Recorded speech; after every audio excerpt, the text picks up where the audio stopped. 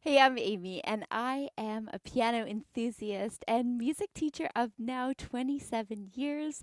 And as a teacher, I hope to always still be a learner as well. So today we are going to leap into Chordify, and I hope it will give you a tool that you'll be able to explore to see if it can help you improvise at the piano, whether you are a piano learner or whether you're a fellow piano teacher looking for tools that are helpful in your studio. So let's take a peek at Chordify and find out what it's all about. So first of all, Chordify is an app. It's available on a device or you can bring it up on your web browser.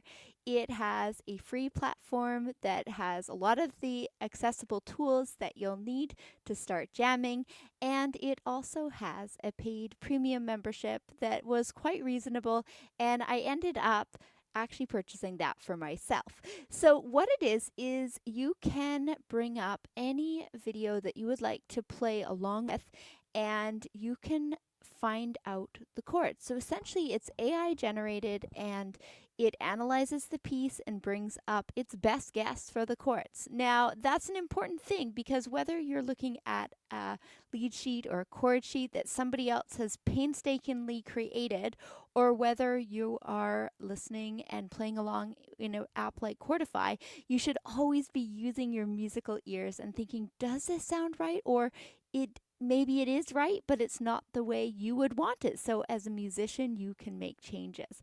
So let's take a look at this first one. So I pulled up Snowman here, and we can see right away that it has pictures of the chords. You can add the summary below of all the triads that you might use in the piece, or you can have them show as you play. You'll also see here that there's these boxes here. I'm going to just make this slightly bigger for you. So there's boxes for each chord, and it shows you the main beat of the piece. So this one is 70 beats per minute. It's in the key of D flat major here. And it gives you some little facts about the piece. Again, you got to fact check because it's gathering, but AI is always learning. And so you always have to be thinking as an individual.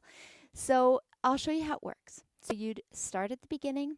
You'd be listening along to the video, and as you're listening, it'll show you what chords it suggests for that. So we're going to start in D flat. Sounds like this. Don't cry, snowman, not in front of me. Who'll get your tears if you can't catch me, darling? If you can't catch me, darling. So you can see that you're able to hear the artist sing, you're able to see where the harmonies change and get a rough draft of the piece. So what I like about that as a musician is that it gives you the chance to get like a quick rough sketch of the piece. This doesn't teach you to play it because you will need the benefit of having chords in your fingertips and those scales. And even at that, that's just a little sample of the piece. So you'd be building from there. So it's almost like a coloring book where you get this beautiful outline, but then you really have to make it shine. However, I do love that it gives you the chance to see a visual. It gives you that harmonic rhythm. In premium version, you can slow it down as you learn it. That's a premium feature. You can also loop a section. So if you want to loop between a few different measures and keep trying those measures, it'll give a shorter section for you to work on.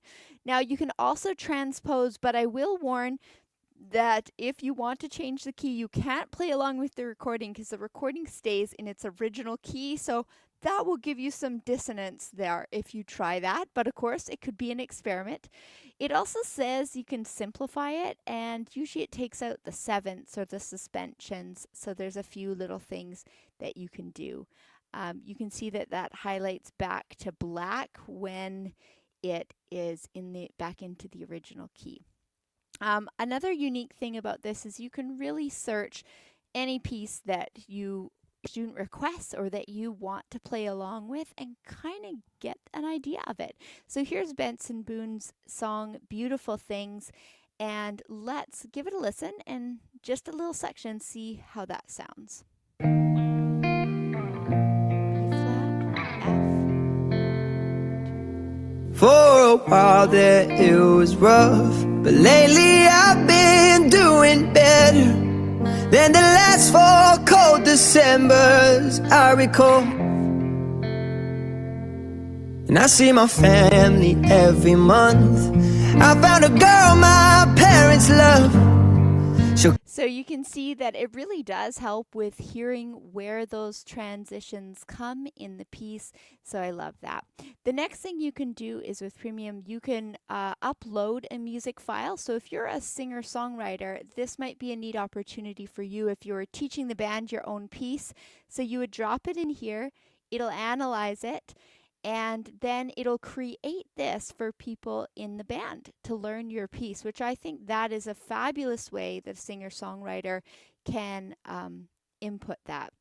It also gives you the opportunity to download a PDF or print the page. I haven't tried with MIDI times and MIDI fixed tempos, so I'm not sure about that.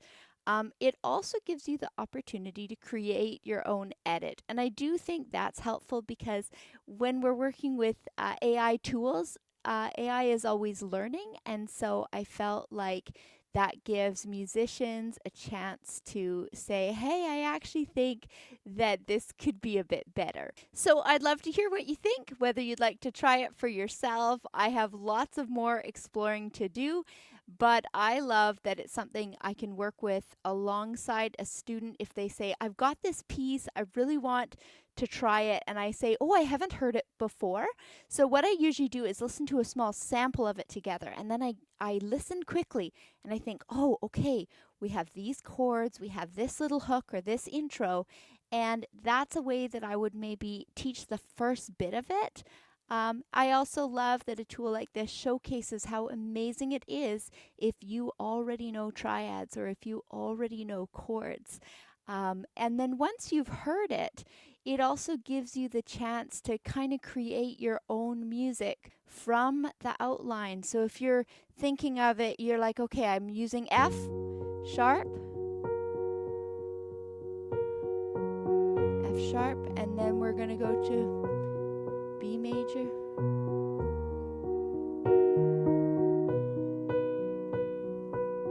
F sharp, F sharp, B major, F sharp. So you could start doing it without the song as you develop your own version of the song. And that's where it gets exciting when you're improvising, because you can add some melody in, you can change up the rhythm, you can reharmonize it, and you can create a version that works for you. So I would also love to know what programs like Spotify or like Chordify, I should say, are hoping to do about copyright. And I know that there's lots of licensing to do with melodies and making sure artists are paid for the work that they're doing. So that's one aspect that I'll still be researching in this. And I'd love to hear if you are a fellow pianist, if you're going to give this a try for yourself, or if you're a teacher, if you think it will be helpful working alongside students.